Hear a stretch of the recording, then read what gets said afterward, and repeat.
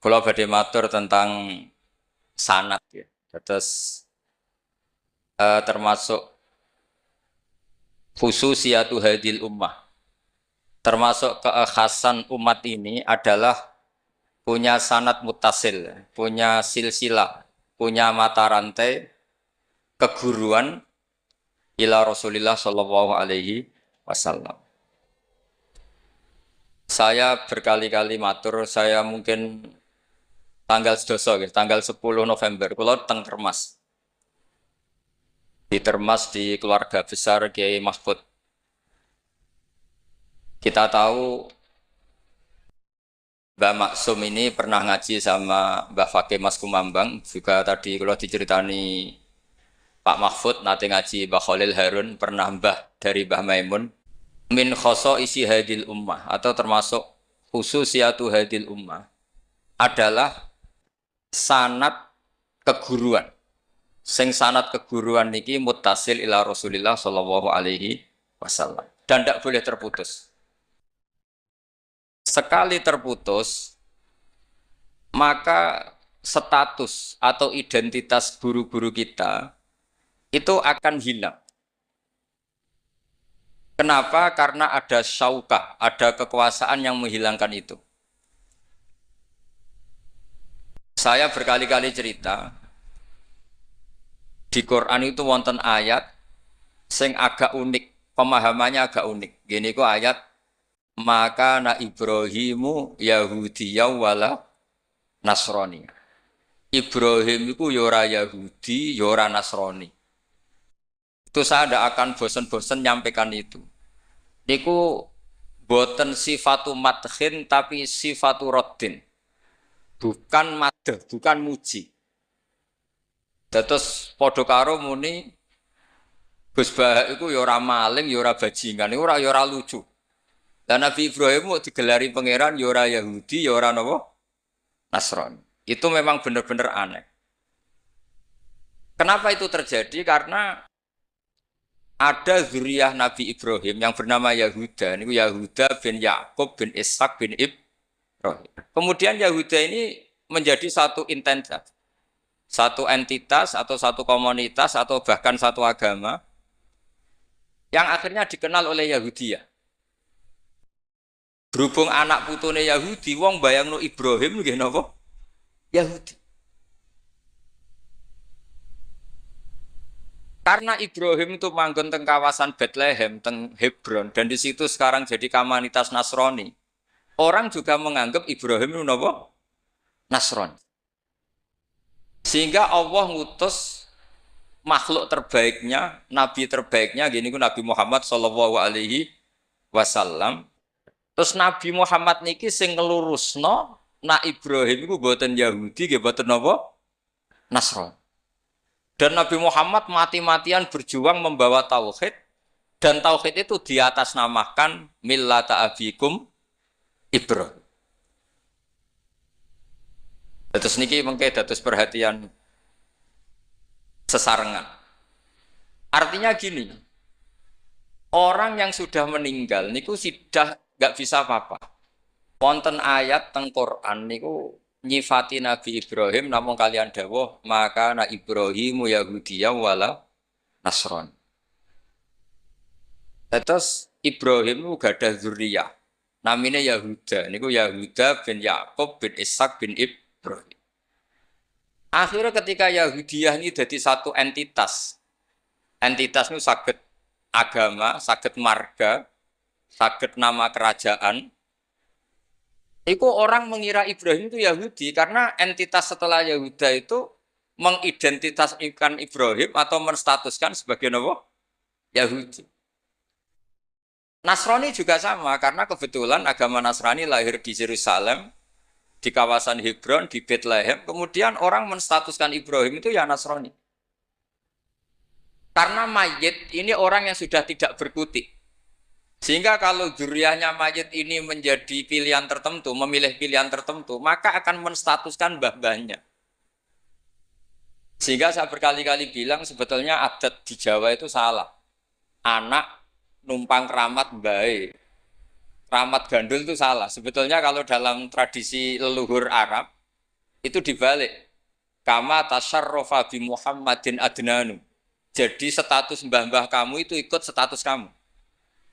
Jadi orang nggak peduli dengan kilap, Abdul Samsin, Manaf, andai kan tidak ada orang bernama Muhammad Shallallahu Alaihi Wasallam. Orang nggak akan peduli dengan Wali Songo, andai kan tidak punya murid-murid nasab maupun murid-murid sabab, kata para ulama yang mengajarkan Fathul Wahab, Ikhya. Andai kan kita kemudian beda haluan, nganggep kuburan itu tempat syirik, tempat khurafat, bid'ah, maka kita tidak menstatuskan kuburan wali itu tempat berkah, tapi tempat bid'ah dan syirik. Nah, status itu tuh terserah kita, bukan terserah yang meninggal. Itu filosofi dari maka na Ibrahimu Yahudiyau wala Nasran. Andai kan tidak ada Nabi Muhammad SAW, maka kestatusan Nabi Ibrahim akan dibelokkan menjadi berstatus Yahudi maupun apa? Maka kalau mau matur, min khoso isi hadil ummah adalah as-sanadul muttasil ila Rasulillah sallallahu alaihi wasallam. Sebab hanya dengan sanad itu kita bisa menjaga status guru kita, gurunya guru kita, gurunya guru kita ila Rasulillah sallallahu alaihi wasallam. Saya termasuk orang yang fanatik sanad. Saya muridnya Mbah Mun. Mbah Mun di antara gurunya tentu Mbah Karim Lirboyo. Beliau ngaji sama Mbah Hashim ngaji sama Syekhona Khalil ke Syekh Nawawi Banten. Atau Mbah Mun ngaji Mbah Karim, Mbah Hashim ngaji Syekh Mahfud Termas di Mekah, kemudian ngaji Said Abi Bakar Sato Sohibul I'anah. Saya dari gen saya piyambak, gak ada bapak kandung, hafal Quran, ngaji sama buyut saya dari ibu. Dan itu sampai buyut saya namanya Hafsah, itu binti Soleh. Binti Maksum dulu, binti Maksum bin Soleh. Soleh buyut saya itu gurunya Mbah Soleh Darat ketika beliau masih di Kudus, ngaji di Damaran. Pondok tertua di Kudus itu buyut-buyut saya di Damaran belakang makom. Jadi buyut saya kandung namanya Hafsah, punya anak namanya Sofia itu yang sampai saya, punya adik Badiah, jadi ibunya Ki Sahal. Terus Hafsah itu punya saudara, pernah bule, namanya Nyai Fadilah, itu di garwa Kiai Akil Sirat yang jadi Pak Said Akil dan seterusnya. Saya cerita begini ini penting karena supaya kebenaran itu dzurriyatam ba'duha min ba'd. Sekali dzurriyah ini melenceng itu tidak harus ekstrim menjadi kafir, menjadi muslim atau muslim menjadi kafir, tidak harus itu. Misalnya dari Sunni menjadi Wahabi atau Sunni menjadi Syiah, atau Sunni senang ngaji menjadi Sunni tidak senang ngaji, itu juga sudah parah. Atau kiai yang dulu kagum anaknya bisa baca Ihya, kemudian kiainya kagum kalau anaknya punya Alfat, itu juga melenceng sama. Dari kiai yang bangga anaknya tawakal menjadi bangga melenceng. Jadi melenceng itu macam-macam, tidak harus ekstrim. Tapi efek dari melenceng itu adalah menstatuskan orang sing hanifah muslimah, yaitu Nabi Ibrahim, menjadi Yahudian atau Nasranian. Jadi kira-kira kalau ada muridnya Mbah Mun kok kedonyan, sebetulnya mental kapitalistiknya itu dia, mungkin nyifati Mbah Mun bahasa hal itu enak kayak gede, tamune akeh, duwe akeh, mesti seperti itu. Tapi kalau saya atau yang sejenis saya, enak duwe Kiai Mbah Mun, saya pernah khatam Wahab dengan Mbah Mun, khatam Mahali sama Mbah Mun, Jamul Jamek sama Mbah Mun, nak moco enak, nak nerangno enak. Sampai kata ada Kiai Madura itu nak moco kitab rapati iso. Tak tanya, teman saya, yang Kiai ini teman saya, bukan semua Kiai Madura yang teman saya. Kenapa kamu tidak bisa baca kitab? Yang kitab enak dibaca milik Mbah Mun, yang milik saya tidak enak katanya. Sehingga dia punya cita-cita mau beli kitabnya Mbah Mun. Jadi dia tidak menyalahkan otaknya, tapi menyalahkan kitabnya. Setelah saya alim, saya sering baca kitab, katanya dia, kitab jenengan tak beli 10 juta, Gus. Asal saya bisa baca kayak jenengan. Khawatir saya masalah sanad itu, saya ulang lagi masalah sanad. Saya punya kitab banyak karangannya Mbah Hasyim Asy'ari, karena saya punya tulisan banyak tentang Mbah Hasyim. Mungkin bahkan yang belum didokumen oleh keluarganya, karena Mbah Hasyim dulu teman akrab buyut saya, namanya Raden Fauzan. Fauzan itu bin Maksum. Itu ketika kitab dulu itu silih-silihan karena dulu beli kitab tuh mahal. Dulu buyut saya dari ibu itu dibelikan kitab buyut saya dari bapak. Itu belikan ithaf, itu sampai jual sapi. Saking mahalnya kitab. Sehingga saya masih ingat Mbah Sahal itu kalau belajar di geladak saya, itu tafsir Bedawi itu ada tulisannya Mbah Mukhid, ada tulisannya Ki Zubaidi, terakhir dipakai Ki Sahal Mahfud. Jadi satu kitab dipakai sekian apa? Generasi, saking susahnya apa? Kitab. Terus dulu orang belajar itu ya serius. Korok tu alas syekh. Jadi dulu itu murid baca di depan kiai, kemudian dibenarkan atau disalahkan. Sekarang enggak. Kiainya baca, muridnya ngantuk, omongan sendiri, terus dengan bangganya merasa saya ini muridnya Mbah Mun, muridnya Gus Baha. Itu innalillahi wa inna ilaihi raji'un. Itu enggak benar seperti itu. Karena dia sebetulnya tidak mustakil. Kecelakaannya lagi, metode pelatihan bahasa Inggris, bahasa asing itu pakai metodenya ulama dulu. Orang kalau kursus Inggris itu dilatih disuruh ngomong. Sampai aksennya Inggris, konversasinya gaya Inggris. Sehingga mereka pinter. Itu metode kita. Dulu nggak ada guru bacakan murid, itu nggak ada murid bacakan guru. Makanya kenangannya Imam Syafi'i, qara'tu ala Malik al-Muwatta. Saya membaca Muwatta di depan Imam Malik. Sehingga murid pinter apa goblok ini gurunya tahu. Nanti kalau bacanya benar terus disahkan jadi kiai. Sekarang enggak. Ngaji terus, biar rokokan, biar omong-omongan tetap jadi kiai. Padahal kiainya saja enggak tahu, dia pinter enggak aja enggak tahu. Nah ini termasuk sanad yang mungkotek. Makanya saya ini nyesal senyesal-nyesalnya. Di tradisi pesantren sekarang ngaji sorogan itu jarang. Saya alhamdulillah sampai sekarang masih ada beberapa santri yang ngaji sorogan mahali sama saya. Termasuk beberapa Gus Sarang masih sorogan sama saya. Karena Mbah Mun tuh gak mau ngasih sanad kecuali sorogan. Jadi dulu saya ngaji sama Mbah Mun, cucu kandungnya Mbah Mun mau sanad mahali gak langsung Mbah Mun, harus lewat saya karena Mbah Mun sudah tidak sorogan mahali karena sudah sepuh. Nah pentingnya sorogan itu orang mustakil, murid ini mustakil, bacanya apa ini mustakil. Jangan sampai ngalami misalnya ada murid tanya, Gus walam tardiman itu maknanya apa? Saya yang kecelok orang alim saja nggak tahu maknanya lam tardiman. Setelah tak lihat ternyata di bab khed walam tarodaman dia baca langsung lam tardiman. Ya bingung. Kok saya sampai apa? Madatul kalimah dari apa? Mustaknya apa? Soroknya. Akhirnya saya coba kitabnya tak lihat. Ternyata walam tarodaman. Dia bacanya langsung lam tardiman. Itu banyak sekali. Nah makanya saya mohon lah di dukun ini orang-orang yang alim atau ustadz alim itu harus tetap ada tradisi ngaji sorogan, terutama bagi khiyaru ahli, orang-orang pilihan.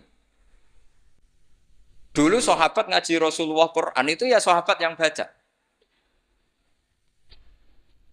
Dulu saya ngaji Quran, setor Quran min awali hatta akhiri ya saya yang baca. Beberapa kali saya baca kitab di depan Mbah Mun, di depan Gus-Gus, di depan kiai-kiai saya. Jika kiai dulu itu tahu ini sudah alim, ini belum, ini setengah alim, ini setengah waras, ini tidak waras, itu tahu. Karena kelihatan sekali, tingkat naifnya itu kelihatan sekali. Misalnya ada anak baca misalnya begini, An Abdillahi bin Amrin. Itu gurunya pasti tahu.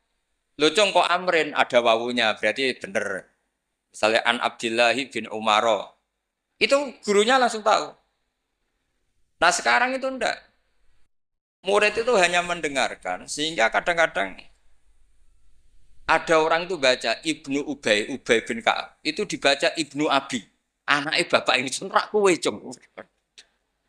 Jadi ini kecelakaan seperti ini enggak boleh terjadi. Ada lagi murid yang tanya gini, ini setengah pinter tapi ya setengah goblok. Saya pernah sorogan fikih ditanya, tidak boleh nekai zaujatul ab. Saya ulang lagi ya. Wala tangkihu manakaha abaukum minan nisa illa matat salaf. Tidak boleh menikahi istrinya bapak. Itu orang Jawa langsung protes, Gus, bojone bapak ra ibuku. Itu setengah pinter setengah goblok. Setengah pinter karena di Jawa rata-rata orang itu istrinya satu. Artinya kalau bojone bapak, ya mesti ibunya dia. Tapi kalau dibaca di Arab, wong Arab itu kan bojone papat, sing telu gonta-ganti sehingga bapaknya ini kadang pernah nikah sampai 10 orang. Paham ya? Orang Arab, mungkin orang Jawa Timur ya rodok Arab, banyak kiai yang istrinya ada satu kan. Nah sebetulnya orang Jawa Timur yang paling tidak eskal karena saya ulang lagi ya. Sehingga dia tanya, Gus, bojone bapak itu ora ibu.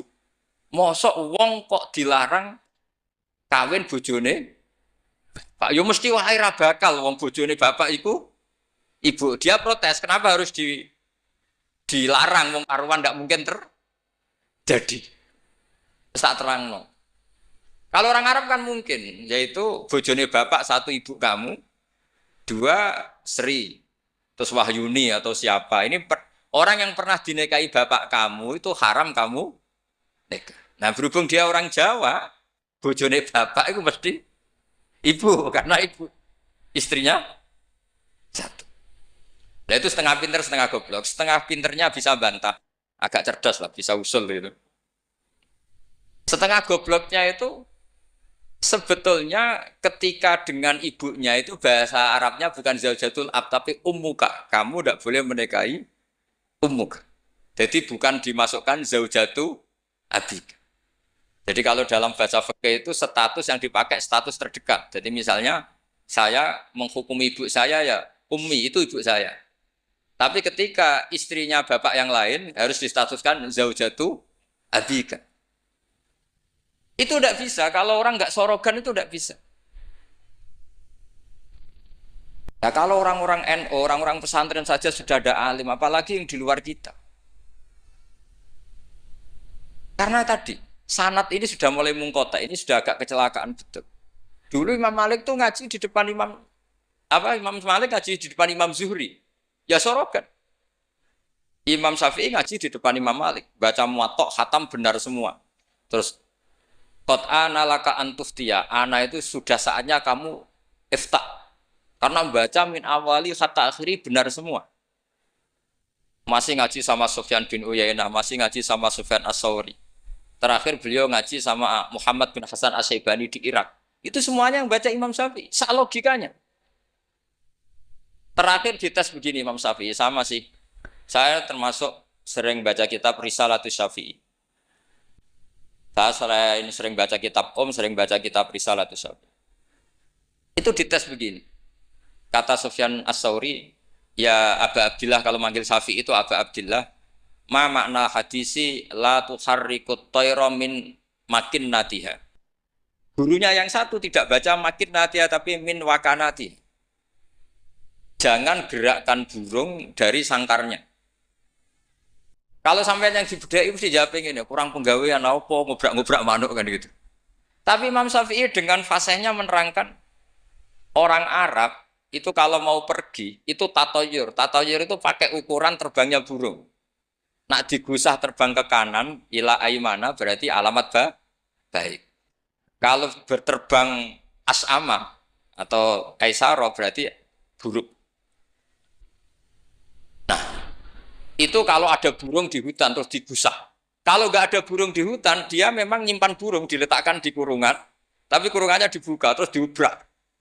Terbangnya nganan, baik. Kalau ke kiri, buruk. Makanya disebut di Quran innama ta'irukum ma'akum inna tatoyarna bikum. Karena yang dipakai ukuran itu to'ir. To'ir itu sesuatu yang terbang. Itu Imam Syafi'i langsung paham. Adatul Arab kalau mau pergi itu melihat terbangnya burung. Sehingga makna hadis la tuharrikut tayra min makin natiha, jangan mentaklekkan barokah tidaknya pergi berdasar terbangnya burung, tapi berdasar pergi kamu itu fito atillah atau fima sihat. Nangis gurunya. Padahal masih Imam Syafi'i umur 15 tahun.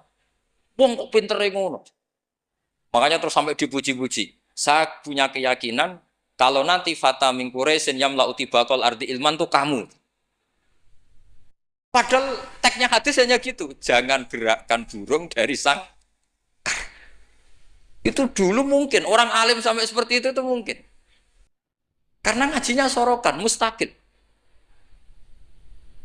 Saya beberapa kali dites Mbah Mun. Hak, cara kowe naib Indonesia itu fasik ta ora? Ora dijawab fasik ya rodok fasik untuk mel-melan terus. Nek dijawab fasik padha karo ngukumi nek kae wong sak Indonesia agak sah mergo waline napa?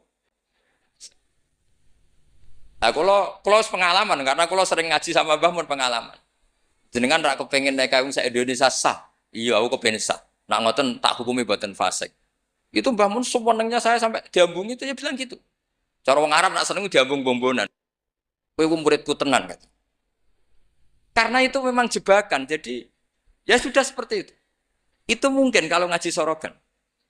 Tapi nak ngaji kilatan ya mau nyenggak isolawat tok. Misalnya solale gitu. Oh semata ana wong tenan das. Amit tenan itu. Loh kenapa? Solawatnya baik, tapi Jibril juga gak paham. Solale itu kan kalimat apa kan juga jelas. Coba diterkip.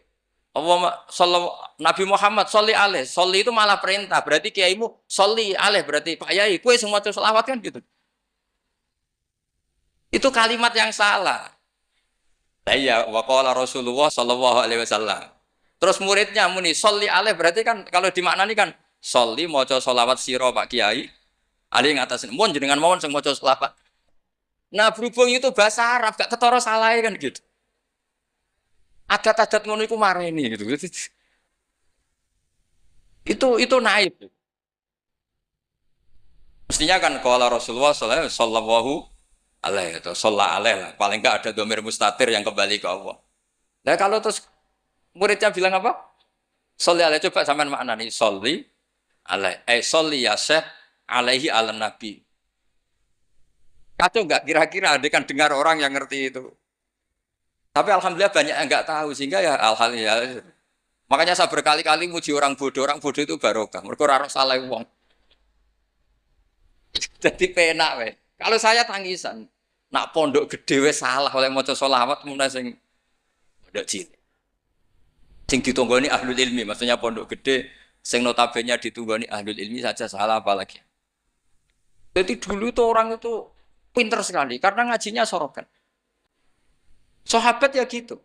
Sahabat tuh kalau nggak paham ya tanya Nabi karena logikanya Nabi kadang nggak nyambung sama logika sahabat.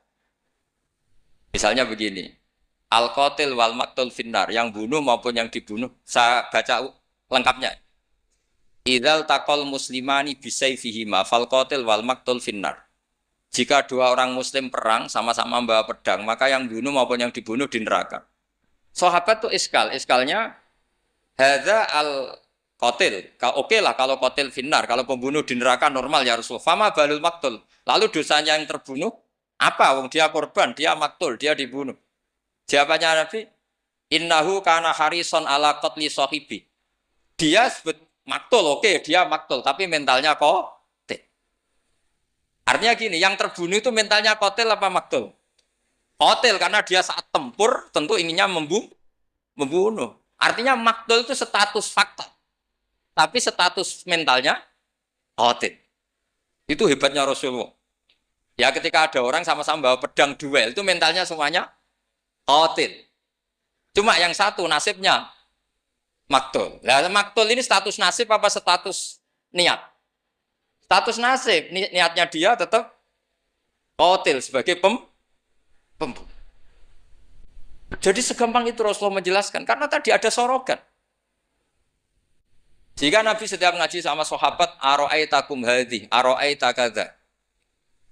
Aro'aitukum kadha. Nah, ini terakhir, qadiyah saya terakhir tak terangkan. Nah, sehingga Quran, ini kembali ke sesuatu yang saya tekuni. Sehingga Quran itu mengajak orang itu berdialek. Dan sering ada kata aruni, kul aro'aitum. Kenapa demikian? Karena nggak boleh orang itu menerima ilmu itu karena dicekoki guru. Dia harus bisa berpikir sendiri. Sehingga Allah kalau ngendikan, nggak apa-apa selain saya sebagai Tuhan, nggak apa-apa kata Allah. Kamu bilang Yesus Tuhan, nggak apa-apa. Fir'aun Tuhan, nggak apa-apa. Tapi kata Allah, aruni madza khalaqu minal ardi. Tapi tolong tunjukkan ke saya prestasinya Fir'aun apa? Apa ketika saya bikin langit, dia ikut menciptakan langit? Apa ketika saya bikin bumi, dia ikut menciptakan bumi? Aruni madza khalaqu minal ardi am lahum syirkun fis sama. Sehingga orang terus mikir, Kalau Fir'aun Tuhan, Yesus Tuhan, atau siapa saja yang selain Allah dianggap Tuhan, lahirnya di mana? Oh, Yesus lahir di bumi. Bagaimana mungkin lahirnya di bumi, tahu-tahu menuhani bumi. Fir'aun ketika merasa Tuhan, Musa ditanya, Tuhan kamu siapa? Rabbus samawati wal ardi, yang nuhani langit dan bumi. Terus kata Fir'aun, ya Haman ibn li sorhal la ali abluhul asbab. Sudah, saya mau bikin piramida, mau lihat Tuhannya Musa. Terus soal di bumi, kata Fir'aun, ma'alim tulakum min ilahin wirisa, jalan-jalan kemana-mana, setahu saya, yang dituhankan saya, kata Fir'aun. Nabi Musa ganti argumentasi, bilang, Rabbukum wa rabbu abaikumul awalin. Yang nuhani nenek moyang kamu. Itu semua hadirin langsung sadar. Iki nak Fir'aun pangeran, buyute radi pangeran. Kan pangerannya datang terlambat. Kan Fir'aun punya bin. Wong Fir'aun itu nama gelar kayak Hamengkubuwono. Fir'aun 1, Fir'aun 2, Fir'aun 3, Fir'aun kan gitu. Makanya zaman Nabi Yusuf itu rajanya juga namanya sudah Fir'aun. Zaman Nabi Musa juga Fir'aun, karena itu gelar. Artinya begini, kalau Fir'aun itu Tuhan, berarti mbah-mbahnya tanpa Tuhan. Karena Tuhannya datang terlambat. Itu dilatih. Sehingga Quran itu sering ngendikan aruni, aro'aitum, itu diulang-ulang. Nah, ngaji sorogan itu pentingnya ya seperti itu. Santri akan tahu. Ini bacanya yajibu, apa yajubu. Kalau di hadis, al-Islam yajubu ma qoblah. Mergo maknanya yaktok. Jadi ketika ada seorang sahabat lama sekali kafir dulu, ketika Islam dia ngeluh, ya Rasulullah setelah saya Islam apa dosa saya zaman jahiliyah diampuni. Terus Nabi ngendikan, al-Islamu yajubu ma qoblah. Itu bacanya bukan yajibu tapi apa? Yajubu yaktau. Nah kalau pas ini kamu baca yajibu kan? Al-Islamu te Islam yajibu